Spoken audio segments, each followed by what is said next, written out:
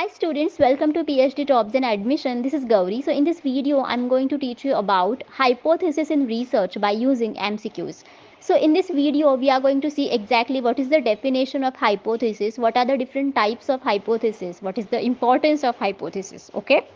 So students, hypothesis is nothing but the solution of your research, right? Basically, this is the prediction of your solution in the research. Okay. And that's why students, on this topic especially, you will be asking most of the MCQs in the PhD entrance test every year. That's why I have covered all of these topics in this session so that all of your concepts will get clear. Students, now let us begin with this session. So students, as we know that there is a PhD entrance test at University of Madras for PhD admission for the upcoming academic year, that is 2023 and 24, right? And in this PhD entrance test, you will be asking questions on research methodology and questions on concerned subject. So there will be written examination for 35 marks and oral examination for 15 marks, and in both of the examinations you will be asking equal amount of questions on research methodology and concerned subject. So students, to qualify this PhD entrance test, all of the candidates should score more marks in paper 1 and paper 2 both, and after that only they can qualify the PhD entrance test. And that's why, to qualify the paper 1, which is for research methodology, we provide you complete course on research methodology. By the use of this complete course, all of the candidates can qualify University of Madras PhD entrance test 2023. So in this course, we provide you full syllabus video lectures under which theory and MCQ lectures both are available. We provide you full syllabus notes and mock tests. So under the mock test, we provide you 10 mock tests, and each mock test contains 40 MCQs, and that's why all the candidates can solve 400 MCQs by using mock tests only. We provide you more than 1500 MCQs revision PDF. By the use of this revision PDF, all of the candidates can revise all the topics in a single PDF only, and that's why they'll be getting 80% questions from this PDF only out of 100% questions in the research methodology part of University of Madras PhD entrance test. So we provide you all this study material in both the languages, that is Hindi and English. Okay. So students, to buy this complete course, all of the candidates can either download the Global Online app from the Play Store. For that I have given the link in the description box of this video, or else they can contact me through the WhatsApp numbers which I have given on the screen. So students, the course fees are only 699, and in this low fees we provide guaranteed selection to all of the candidates. And students, we have demo mock test, and we have demo video lectures, and you can view these demo video lectures and mock tests, and that too free of cost, and after that they can buy the complete course. Okay. Question 1 is, suppose a researcher tests the null hypothesis through two-tailed test and another researcher tests directional hypothesis through one-tailed test. The difference is in. So basically in this question they have asked us that exactly what is the difference between two-tailed test and one-tailed test in regard to the testing part of null hypothesis and directional hypothesis respectively. So basically students, in one-tailed test there is only one end for alternative hypothesis, okay, and that's why it is called as the directional hypothesis, okay. But for two-tailed test it has two ends, okay, both the ends, and those are left and right ends, okay. And that's why there are lots of differences in the testing part of two-tailed test and one-tailed test, and those are differences in statistical formula, because these are the two different tests, and that's why we need to use different statistical formula. Again, the level of significance is different, and as well the table value that we use for testing significance is different. So basically all of we know that what is the table value. So basically there is a table which is called as the T distribution table, okay, and that table is for both two-tailed test and one-tailed test, and the values are different for two-tailed test and one-tailed test in the table, and we need to use those values for testing the significance level, all of you getting. And that's why the difference is in all of these aspects, and those are statistical formula, level of significance, table value used for testing significance, okay. That's why your correct answer should be 4.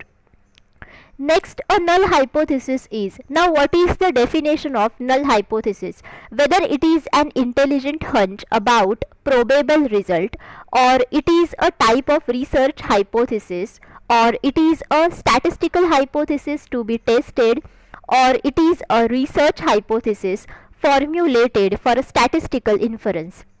So basically students, a null hypothesis is a statement in that we predict that there is no relationship between the variables under study.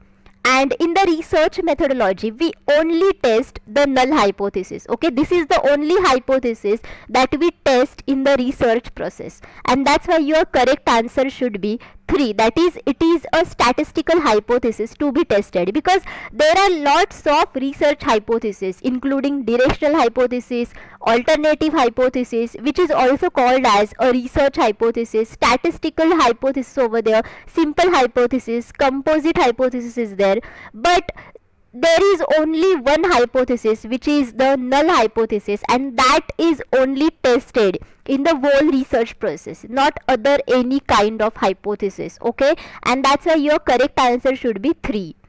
Apart from this, we provide you PhD entrance test 2023 paper to study material. So by the use of this study material, all of the candidates can score more marks in paper 2 and they can qualify PhD entrance test. So in this study material, we provide you full syllabus notes and MCQs. So in the MCQs section, we provide you most repeated MCQs and most expected MCQs, and as well we provide you PYQs. So by the use of these MCQs and PYQs, all of the candidates can score guaranteed more marks in the paper 2. So the subjects that I have mentioned on this screen, so on all of these subjects we provide you paper to study material. The fees for paper to study material is only 999, and in this low fees we provide guaranteed selection to all the candidates. To join paper 1 and paper 2 courses, candidates can contact me through these WhatsApp numbers. Okay, so students, if you want the paper to study material for any other subject, then you can contact me through these WhatsApp numbers or you can comment me. When we reject the null hypothesis, we are suggesting that the treatment is dash the dependent variable. So whenever we reject the null hypothesis in the research, then after that what will happen to the dependent variable and independent variable?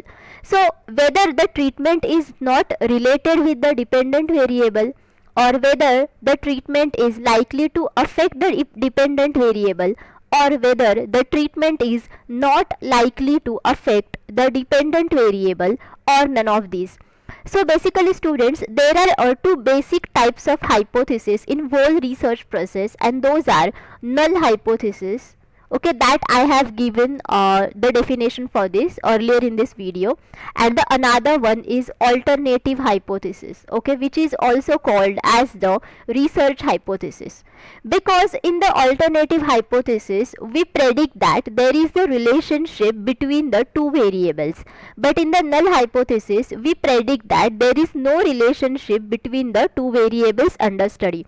And that's why whenever we reject the null hypothesis, then automatically we accept the alternative hypothesis. Okay, and that's why here ultimately we accept that there is the relationship between the two variables. So it means that the treatment is going to likely affect the dependent variable. It means that whenever we study the variables in the research process, so basically there are two common types of variables, and those are independent variables and dependent variables. Okay, and whenever there is a relationship between these variables, then obviously independent variable is the cause variable, so it causes some effects in the dependent variable. So whenever we alter the values of independent variables, then obviously it will affect the values of the dependent variable. So it's like that, and that's why whenever we reject the null hypothesis, then obviously we are going to accept the alternative hypothesis, and that's why it suggests that the treatment is affecting the dependent variable, and that's why your correct answer should be 2, that is likely to affect the dependent variable. Which of the following outcomes is reflected when we fail to reject a false null hypothesis? So whenever we fail to reject a false null hypothesis, then what will happen? So whether there will be type 2 error or there will be type 1 error, or when there is both types of errors, and those are type 1 and type 2 error, or none of these.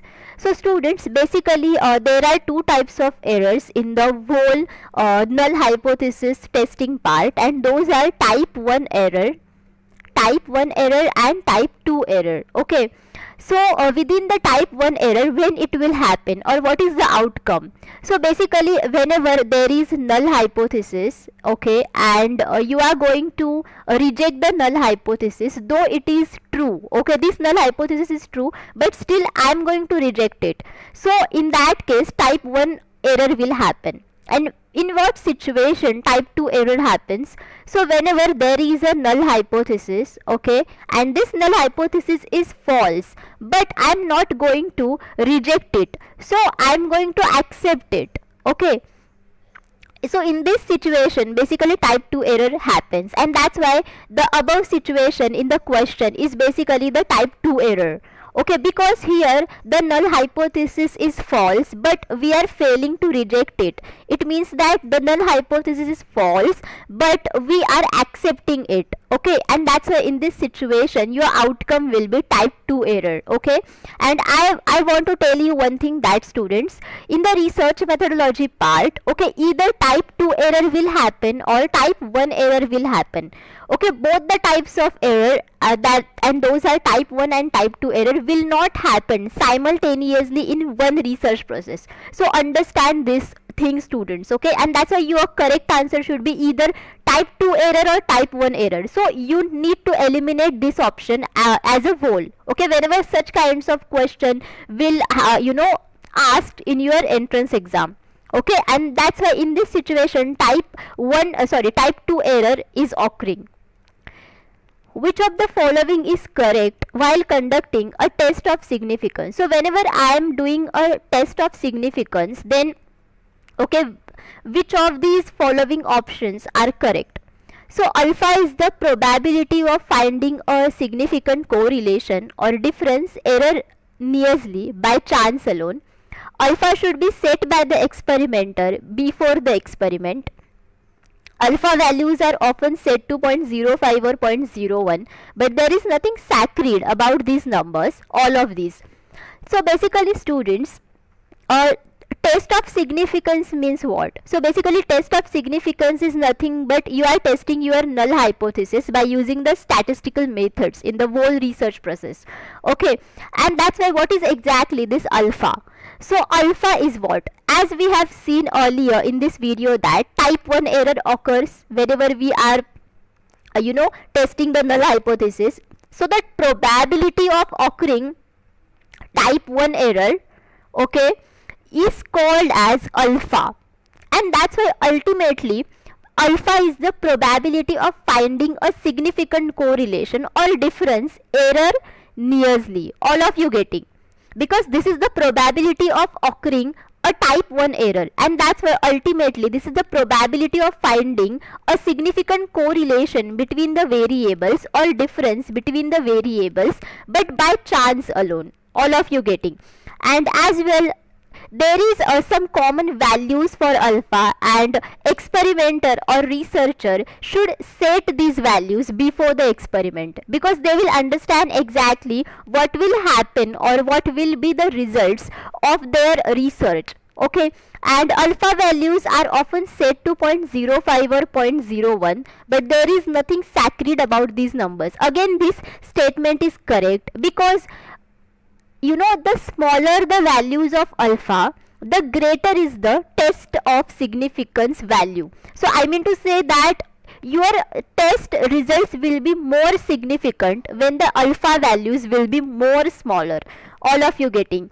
And that's why all of these options are correct in regard to the test of significance part. Okay, now next is type 1 error occurs if. Now this is the easiest question. Okay, so whenever students, you will understand exactly what is the type 1 error and type 2 error, then you won't fail to answer these questions correctly in your exam. All of you getting? So let us see different options. The null hypothesis is rejected even though it is true. The null hypothesis is accepted even though it is false. Both the null hypothesis as well as alternative hypothesis are rejected. None of the above. So your correct answer should be obviously 1. As I have told you earlier in this video that whenever the null hypothesis is true but still we reject it, then in that situation type 1 error occurs. Okay, all of you getting? And that's why your correct answer should be 1. Okay.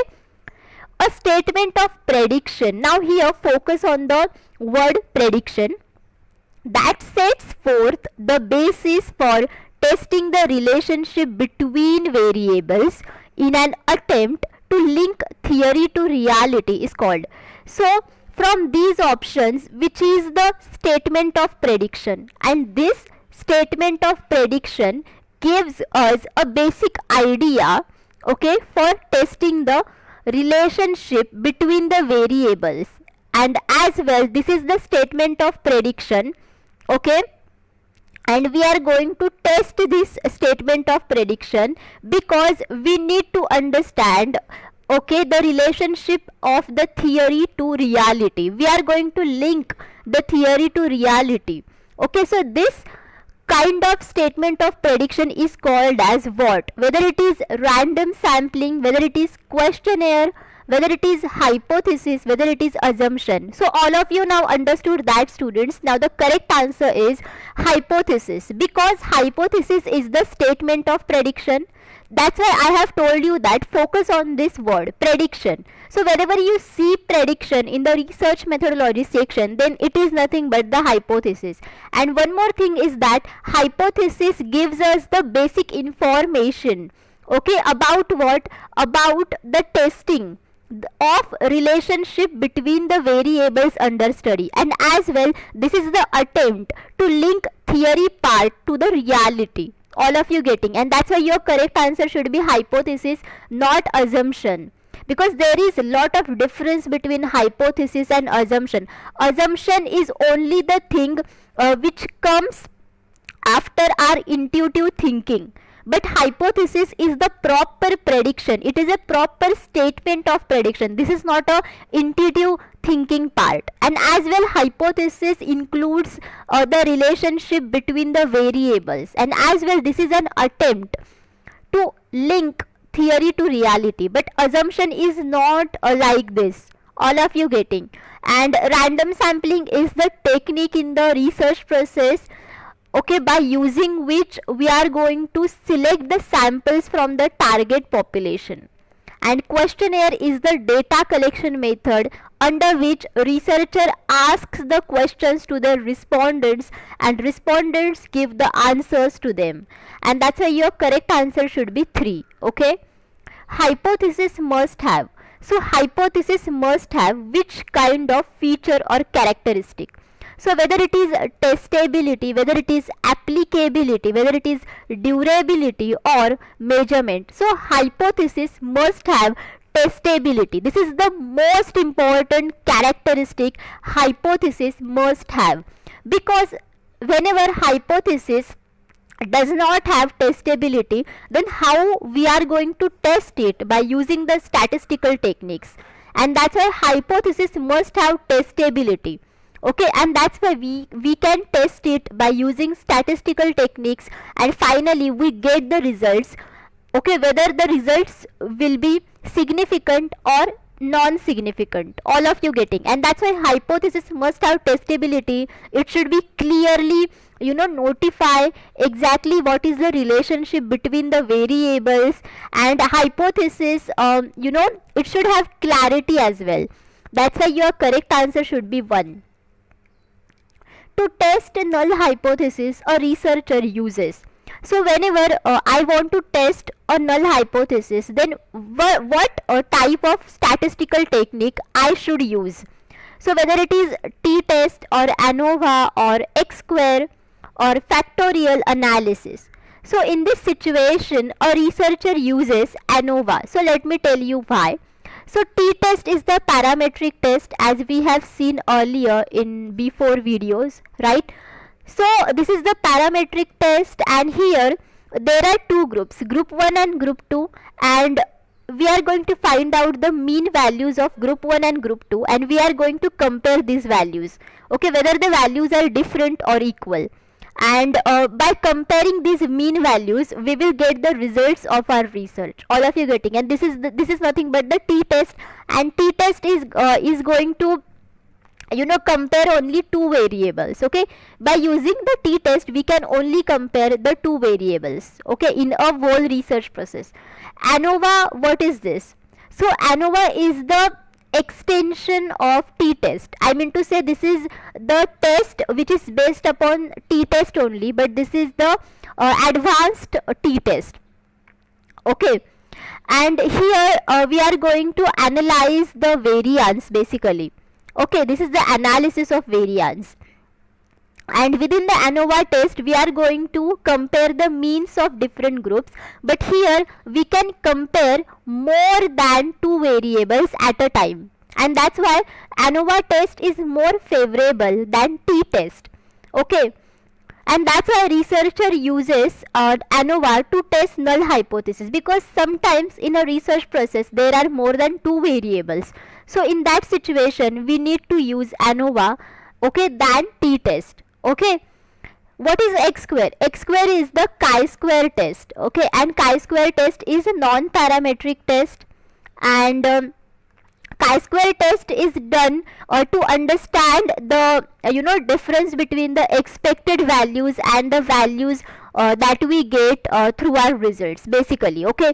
And that's why to test a null hypothesis, researcher does not use chi-square test, okay. Researcher uses null hypothesis. And what is factorial analysis? So basically factorial analysis is the technique by which we reduces a large variable into smaller variable factor, and that's why it is called as a factorial analysis. So your correct answer for this question should be 2, okay. Next is, if the null hypothesis is false, then which of the following is accepted? This is the easiest question, students. Whenever we reject the null hypothesis because it is false, then what type of hypothesis we are going to accept? Whether it is null hypothesis, positive hypothesis, negative hypothesis, or alternative hypothesis.